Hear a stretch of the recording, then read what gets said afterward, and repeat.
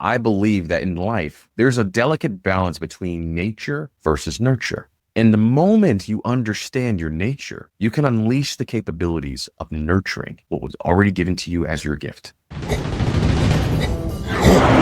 to the Contrarian Capitalist Podcast, the ultimate destination for accredited investors and entrepreneurs seeking alternative wealth-building strategies. Discover how to fast-track your journey to wealth and time freedom by thinking outside the box. If you're ready to join the ranks of the Contrarian Capitalists and learn the most effective ways to reach your financial goals faster, you're in the right place. Let's get started with today's episode of the Contrarian Capitalist Podcast. Thank you once again for listening to another episode of the Contrarian Capitalist Podcast. I'm your host and your favorite silverback, Sylvania Harrod. And on today's episode, I'm going to ask you a very important question. And the thing that I've learned as I have different conversations and in the world of investment banking is that every individual has their own gifts. And so those gifts show up in multiple different ways. And most of the time, you don't recognize that your gift is your gift. What happens is that you admire other people's gifts because you see that as something you do not possess. But your gift is the thing that it comes easy to you. It's something that seems so boring that it doesn't excite you in the way because it's something you have. But the way I always measure my gifts is what is the thing that comes natural to me that other people admire within me? And that's the beautiful thing about having community and people around you to be able to be there. So what is the thing that comes natural to you?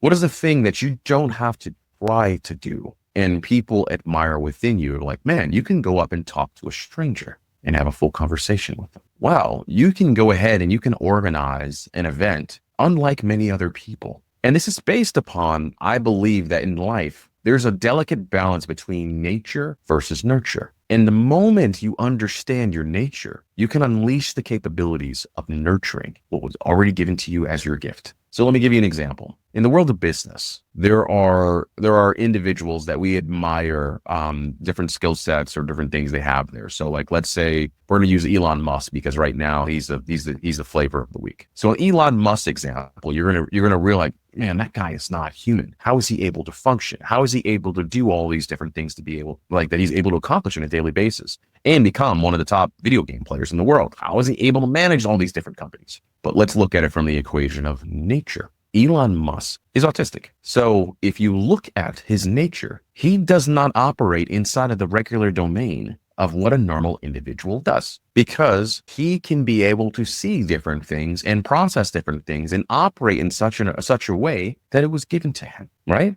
Let's leave behind, like, he grew up in a family that had the opportunity to be able to see different business structures, and he did not come from absolutely nothing, like living out in the bush, or anything like that. No, he grew up in an environment where that was the standard of things to be able to be there. So that's part nurture. So like, if you take somebody, like I always look at athletes, right? If I look at an athlete, no matter what, LeBron James more than likely was going to be LeBron James. Like, he was going to be a basketball player. He's 6'8". If LeBron James ended up being 5'8", he would have been a Cleveland legend, like in town, hoops and different things to be able to be there because of his gifts and ability to be there. But the fact that his nature was to be 6'8" and have all those skills and the athleticism to be able to be there, he had to then nurture that. He had to nurture that gift. So what happens when you're 5'8" and you're trying to nurture as if you're 6'8", things aren't really going to work. Now, let me equate that to when it comes to like wealth building or business or investments or anything there. So for example, when it comes to certain investments, there are people, like I will use real estate, for example. Real estate investors, some have a different nature. Some want to be in control. Like, they want to do everything from managing the building. They want to manage the buying of the building. They want to manage the general contractors. They want to manage the entire process of going through, of flipping, selling the property, refinance the property, dealing with tenants and going through that. Some people love those things. That's in their nature. For some of us, we don't. And you don't really know that until you go through a couple projects and you're like, man, this sucks, right? I don't want to be doing this.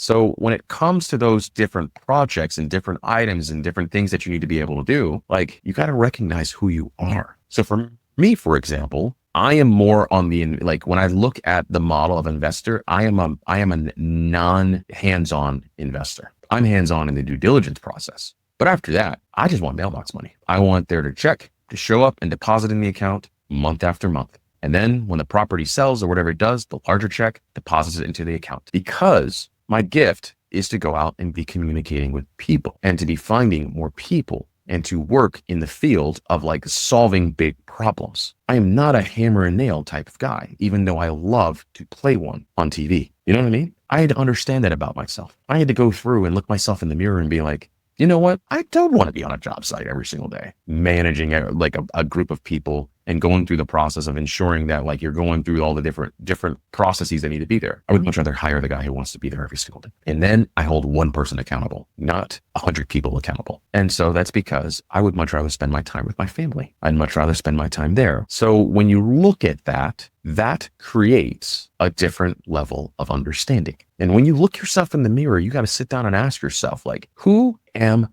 I? Am I the kind of person that likes to be in control of everything? Or am I the person that like be in control for a small spurt and then allow a person to go ahead and do what they do? And this is all based on personality. And in certain elements, you're going to have different things to be there. But if you're trying to wear somebody else's shoes and they feel a little bit tight, maybe your foot's too big for that shoe. That's what I want you to think of. Because fellow contrarians, what I want you to know is that for the most part, we don't operate like other people. If you look at the wealth ratio, those that have a desire to control everything are limited on the amount of income they can make. Don't believe me? Well, look at it this way. Elon Musk is worth $400+ billion as of today, but his companies are valued at $2 trillion, which means that in that equation, if we go ahead and we just do simple math, Elon Musk is on the 20% part of the element. Other people are on the 80%.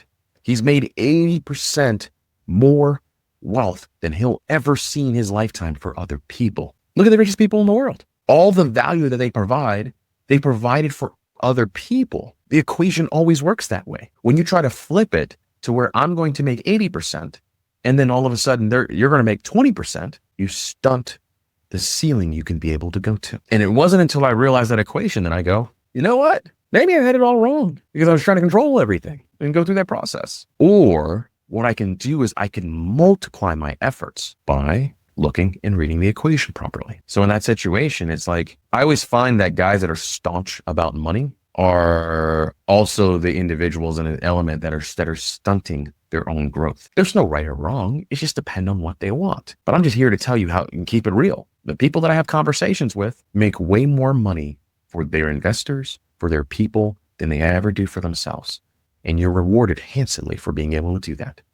So if you really want to get into that place where you're able to expand and grow your efforts at an exponential rate, you have to serve others and make it for them. I can just show you the data points. Look at Fortune 500 or the Forbes list, whatever you want to look at. All of those guys made more money for other people than they ever made themselves. That is just a fact of life. So to help land this plane on this episode, I want you to sit back and think about for yourself, which side of the equation have you been? Have you been the side of the equation where it's like, I'm the 80% and everybody else around me is the 20%? Or are you on the 20 versus the 80? Because there's no right or wrong answer. It just depends on what you want. Because the reality is, especially in today's day and age, you only need $3 million in the bank to never have to work again. Proper investments, things to be able to be there, you're going to be good. Lifestyle's going to be good. You don't have to worry about anything. But it just depends on where you want to go. I'm the kind of person that's like, that's cute. I want to be on the 20 side. You know, I want to deliver so much value in this world that I am paid a king's ransom, which is well deserved. So to all my fellow contrarians, figure out the answer to that question. What side of the equation you want to be on? And my job is just to enlighten you and inform you on what will be made possible for you. So as always, you can find me on all social media platforms at my first name, Sylvania, last name Harrod. If you want to challenge anything that I have to say, then by all means, send it. I'm a person that believes in the spectrum of learning is continuous and it never ends. So if there's different information that I get wrong, cool story. Send it to me. I'm willing to do it. I'm willing to come on here and share that. But I appreciate everybody that listened to this episode and stay grateful, my friends. Cheers.